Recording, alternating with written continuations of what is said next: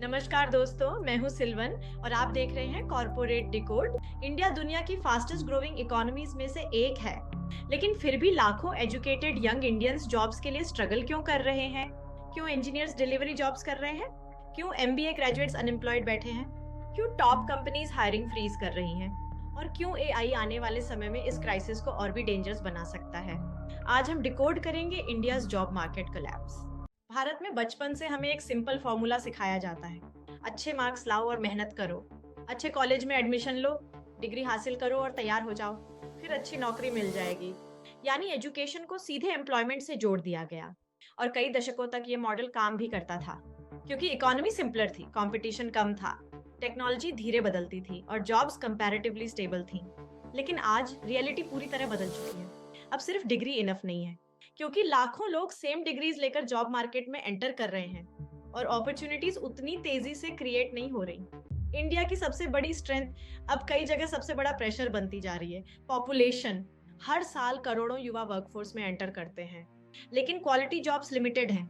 यही रीजन है कि गवर्नमेंट एग्जाम्स में लाखों लोग अप्लाई करते हैं, स्मॉल वैकेंसीज के लिए मैसिव कंपटीशन होता है, सिंपल क्लरिकल जॉब्स के लिए इंजीनियर्स अप्लाई करते हैं क्योंकि जॉब्स कम हैं और एप्लीकेंट्स बहुत ज्यादा।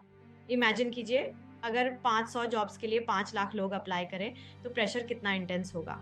और यही pressure millions of young Indians हर साल एक्सपीरियंस कर रहे हैं। अब यहाँ एक अनकंफर्टेबल ट्रूथ भी है।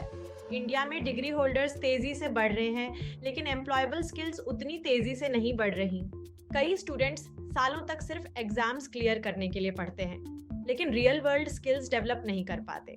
Communication, problem solving, technology adaptability, critical thinking, industry tools, इन स्किल्स की डिमांड बढ़ रही है, लेकिन एजुकेशन सिस्टम अभी भी कई जगह आउटडेटेड मेथड्स पर चल रहा है। और यही रीजन है कि कई कंपनीज कहती हैं ग्रेजुएट्स अवेलेबल हैं, लेकिन स्किल्ड प्रोफेशनल्स कम हैं। अब सिर्फ ब्लू कॉलर जॉब्स ही नहीं, व्हाइट कॉलर करियर्स भी प्रेशर में आने लगे हैं।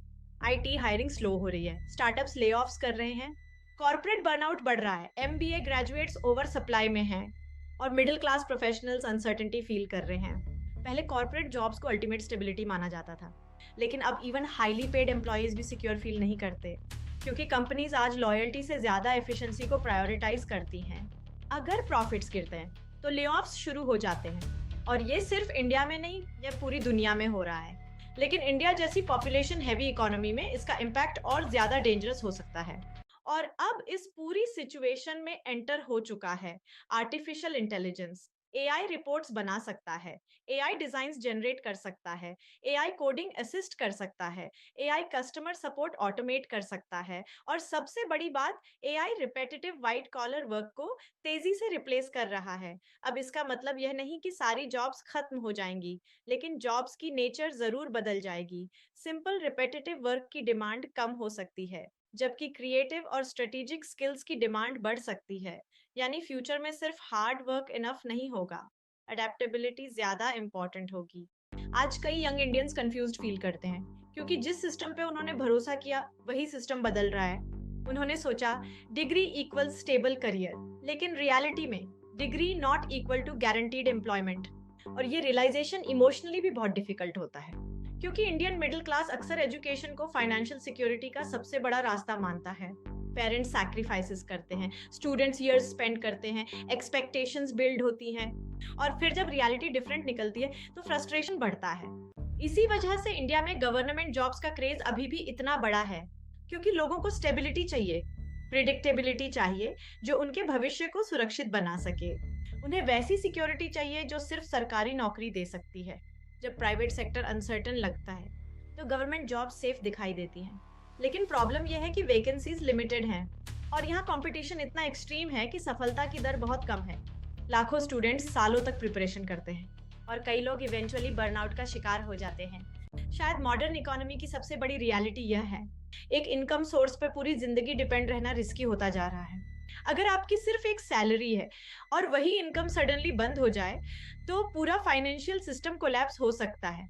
इसीलिए दुनिया धीरे धीरे पोर्टफोलियो करियर्स की तरफ बढ़ रही है, यानी job plus freelancing plus investments plus digital skills plus. तो फ्यूचर कैसा होगा? शायद फ्यूचर डिग्रीज से ज्यादा स्किल्स का होगा, जॉब टाइटल से ज्यादा अडेप्टेबिलिटी का होगा, और फिक्स्ड करियर से ज्यादा फ्लेक्सिबल करियर्स का होगा। Communication skills, AI literacy, digital skills, problem solving, personal branding. ये चीजें आने वाले समय में और ज्यादा वैल्यूएबल हो सकती हैं, क्योंकि फ्यूचर शायद उन लोगों का होगा जो कंटिन्यूअसली सीखते रहेंगे, जो टेक्नोलॉजी से डरेंगे नहीं, बल्कि उसे यूज करना सीखेंगे। लेकिन एक चीज मशीन्स रिप्लेस नहीं कर सकती, human experience, creativity, empathy, leadership, authentic communication. AI information दे सकता है, लेकिन रियल ह्यूमन अंडरस्टैंडिंग नहीं। इसीलिए आने वाले समय में सबसे सक्सेसफुल लोग शायद वही होंगे जो टेक्नोलॉजी और ह्यूमैनिटी दोनों को बैलेंस कर पाएंगे। इंडिया की प्रॉब्लम सिर्फ अनएम्प्लॉयमेंट नहीं है। प्रॉब्लम ये भी है कि दुनिया बहुत तेजी से बदल रही है, लेकिन करियर थिंकिंग अभी भी कई जगह पुरानी है। आज सिर्फ डिग्री काफी नहीं है, कंटिन्यूअस लर्निंग जरूरी है, अडेप्टेबिलिटी जरूरी है, मल्टीपल स्किल्स जरूरी हैं, और शायद मल्टीपल इनकम स्ट्रीम्स भी, क्योंकि फ्यूचर शायद उन लोगों का होगा जो बदलती इकोनॉमी के साथ खुद को बदल पाएंगे। मैं हूँ साइलवन और आप देख रहे हैं कॉर्पोरेट डिकोड। अगर आपको यह वीडियो इंसाइटफुल लगा हो तो लाइक, शेयर और सब्सक्राइब जरूर कीजिए, और कमेंट्स में बताइए, क्या आपको लगता है कि इंडिया का जॉब मार्केट आने वाले समय में और मुश्किल होने वाला है, या टेक्नोलॉजी नए अपॉर्चुनिटीज क्रिएट करेगी?